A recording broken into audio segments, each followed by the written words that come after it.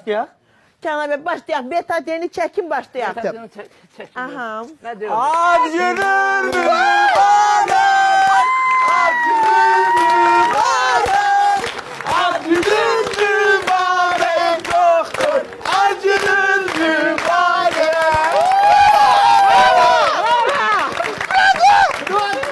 Doktor! Abi uzandı. Can. Doktor, mən sizə can sarğandım. Çox sağ Can, çox sağ olun. Sizə doktor. möhkəm can sarğaz edirəm. Sağ ol, çox sağ ol. Təşəkkür edirəm. Qalmıyor, ver can sağlığı qalmıyor.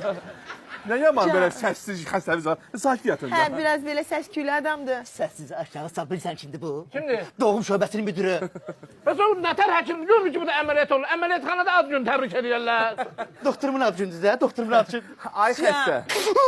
Ay xəstə, narahat olmayın. Mən özüm də əməliyyat edim. Bu dəqiqə ikiz uşaq doğuşu qəbul edirəm. Da. Elə uşağın birini qəbul edeyim. Da. Yadıma düşdü ki, doktor təbrik eləməmişəm. O bir uşağı qoydum ki, yəni doktor təbrik eləyim, sonra gedim. Da. Can. O bir uşağı da azad eləyim. Can, Doktor, Can. mən sizi öpürəm. Yaman. Can. Siz həmişə belə hörmətli olasınız, doktor. Çox təşəkkür edirəm sizə. Sağ ol. Mən uşağı əkiz ol. Biri qalıb, biri gəlir. Bəli. Tamam, out götürmüsən.